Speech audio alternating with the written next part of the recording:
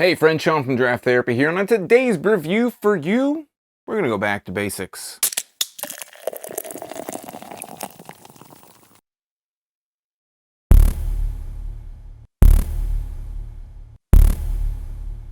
Bell's Beer is a 4.7% golden ale from Bell's Brewery in Comstock, Michigan.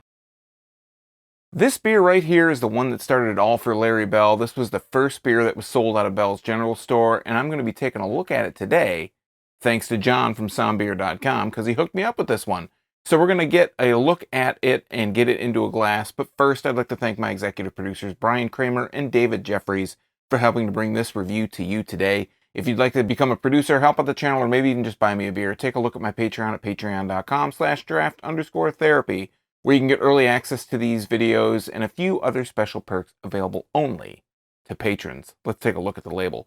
If we start from the top, we see it has the classic black bottle cap, says Bell's with the Bell's logo, the 3 bells on the top. And looking at the front here, we don't have any kind of neck label, but it has the Bell's, again, the Bell's logo with the 3 bells. It says Bell's Beer, and it has a picture here of Larry Bell kind of sitting down, having I'm not really sure what's going on here, but he's holding a beer. Oh, yeah, and has a pipe in his other hand. And it says bottle conditioned, original 1985 recipe, brewed and bottled by Bell's Brewery, incorporated in Comstock, Michigan. If we turn it to the side here, it says the first beer ever sold by Larry at the General Store, brewed again 36 years later. Bell's Beer is a malty ale that was one of Larry Bell's earliest recipes. Enjoy this taste of American craft beer history, bottle conditioned and all. It says the shelf life on this is 3 months. This was packaged on June 4th, 2021. Right next to that is the Independent Craft Beer logo, and it says bellsbeer.com. On the other side, it just has the government warning, the deposit information, lets you know, all this good stuff about where you can deposit this and how much it's going to give you. One thing I was noticing while looking at this bottle, and you might not be able to see this, but I can see it, there is this nice thick layer of sediment on the bottom of this bottle, and it looks like it's actually kind of starting to move a little bit. But whatever, we'll go ahead and try it out anyways. We won't discriminate from it for that. I've never used this yet. This is a Michigan Brewers Guild mibeer.com glass. It's pretty cool. It has support your local Michigan brewery here on it. On the side, it has, the Mackinac Bridge. It's got some, other good stuff on there. Lighthouse, a nice little beer compass on there. We're going to use our handy dandy bottle opener and give this one a crack. It's been a while since we've used the handy dandy bottle opener. Haven't had much of a reason to use it because so much stuff comes out of cans these days. Let's put a nose on the bottle. It smells like just a beer, you know what I mean? There's nothing crazy going on. There's no crazy smells to it, no fruity aromas. I am getting a bit of a kind of sweet malty characteristic coming out of there, but it has a really kind of, traditional beer smell to it. Let's go ahead and pour this. And we're going to let it go. It's coming out very golden yellow out of the bottle, very clear. Has a nice kind of look to it. We're going to let that head kind of rise up a little bit, and we're going to let it settle. Going to pour a little bit more in there. As you can see from that head, nice and foamy, very, just kind of robust. It has a nice, I'd say there's probably about 3 fingers of head in this. I've never poured a beer into this glass before, so I'm glad it kind of reacted like this. Yeah, about 4 fingers worth of head, a little bit off-white, almost kind of leaning towards maybe a beige kind of color, which is a little bit off, but it's just off-white a little bit. Let's go ahead and hold it up to the light here. As you can see, I don't know how closely you can see, but I see a little bit of sediment floating in there. On the bottom, there's a little bit more kind of hanging on, some carbonation rising up, but as it gets to the top, I can see almost, it's hard to see in this glass. That's the one downside of using this glass for videos, is that, there's so much of the graphics going on that there's not really a place that you can kind of see through it without the graphic. But I do see a little bit of a sediment kind of just hanging out right underneath the head. I'm going to pour a little bit, the little dregs in here, and a lot more sediment kind of floated around. And again, like I said, there was a lot kind of clinging onto the bottom of this bottle. This is a nice foamy head. I mean, perfect kind of looking head. It's kind of been reduced. It's about 2 to 2.5 fingers at this point. Let's put a better nose on it. But yeah, kind of the same smell, not anything really, not really anything out of the ordinary, not anything like super fruity. It smells like a beer, like you would expect a beer to smell like that would have come out originally 36 years ago.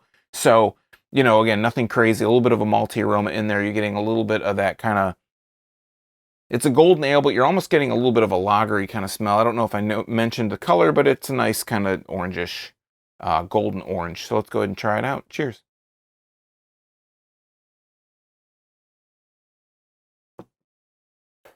Mouthfeel is really kind of, it's got a crisp mouthfeel to it, very light, very reminiscent, not only on the mouthfeel, but now also on the flavor, very reminiscent of like a lager. It has a very lagery kind of flavor to it. There's a bit of, you know, well, let's get another taste, and we'll talk about, or yeah, I'll get another taste, and I'll start talking about that taste.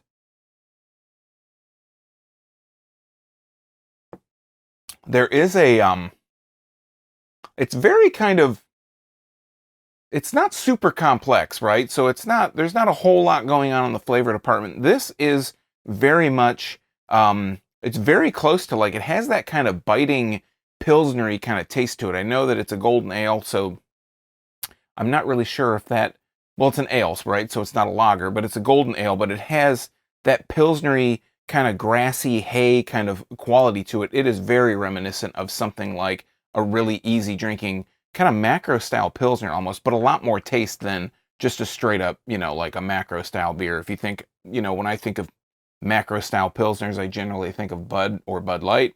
It has a lot more taste than that. It's a lot kind of thicker, a lot chewier than that. But again, it's very light. The mouthfeel is very light, very crisp, very refreshing.